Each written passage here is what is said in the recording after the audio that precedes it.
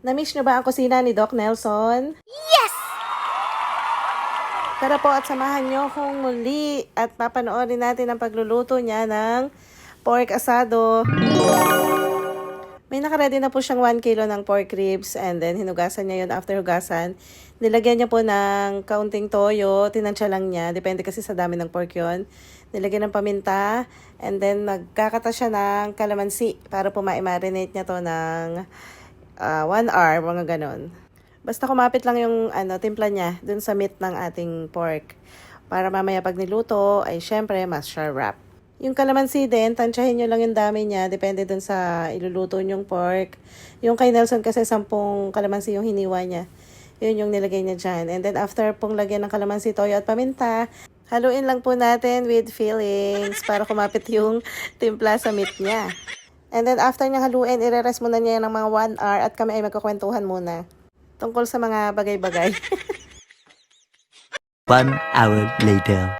At natapos na nga po ang 1 oras. Ito po yung pakikita ko yung mga sangkap na gagamitin niya. Yung Reno, may cheese, tomato paste, laurel, sibuyas at bawang. At yung pork na minarinate niya kanina. So nagpainit na po siya ng mantika sa kawali at mag-uumpisa na po siyang mag-isa.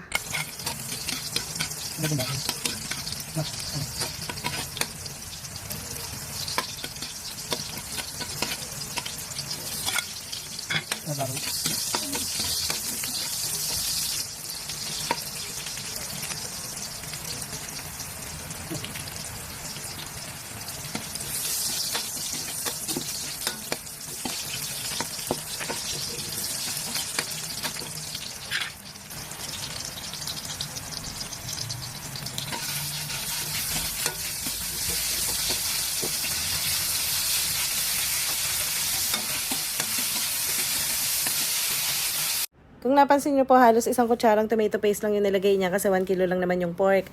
Malasa naman daw yun kaya okay lang yung konti. And then yun, after niyang igisa, inilagay na po niya yung meat ng pork na binabad niya kanina. Make sure po na mahalo natin mabuti para po magpantay-pantay yung lasa ng ating karne. Ayan, naaamoy ko na ang bango. Yan pa lang po yan, wala pang ibang timpla, ang bango-bango na. Para mas mabilis po siya lumambot, takpan po natin siya ng ilang minuto. A few moments later. Charan! Biglang nagkasabaw. Kumatas na po kasi yung tubig ng meat natin, kaya po nagkaroon ng kaunting sabaw. And then medyo matigas pa yung ating karne, kaya kailangan pa natin siya ulit palambutin para hindi siya matuyo. Nilagyan natin ulit siya ng mga 1 cup lang yun na water. Haluin ulit natin at saka po natin siya takpan. Kayo po makakaalam kung malambot na. I-check nyo palagi ang ating karne kasi baka malabog. So takpan ulit natin. A few inches later. Ayan po, at naiba na nga ang kulay niya. Halos luto na po siya, malambot na yung meat niya Ang susunod po nating lalagay, yung Reno. Naglagay tayo ng isang maliit na Reno lang kasi 1 kilo lang naman yung ating karne. Hayaan po natin siyang madurog para mas lalong luminamnam ang ating pork asado.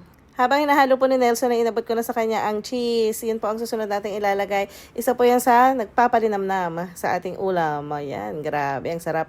Yung cheese po, hindi niya rin nilagay lahat yon kasi masyadong marami kung ilalagay mo isang buo.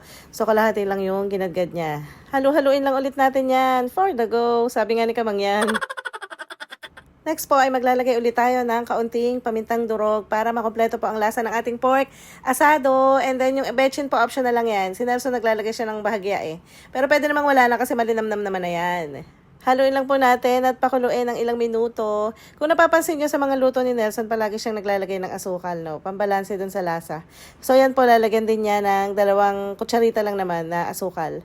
Para kung medyo maalat, mabawasan yung alat, para magbalanse, ganun. Kahit anong niluluto nila, lagi silang pang neutral kasi na lasa ang asukal, wag lang masyadong madami. At baka naman maging minatamis yan. Pakuluin ulit natin at takpan ng ilang minuto para matuyo-tuyo yung ating sabaw. Ayan po, at luto na ang ating pork asado. Wow! Mapapawaw ka talaga kasi amoy pa lang, my goodness. Mapapa-extra rice na naman ako na ito. Inabot ko na nga kay Nelson ng mahiwagang mangkok at nang kami ay makakain na.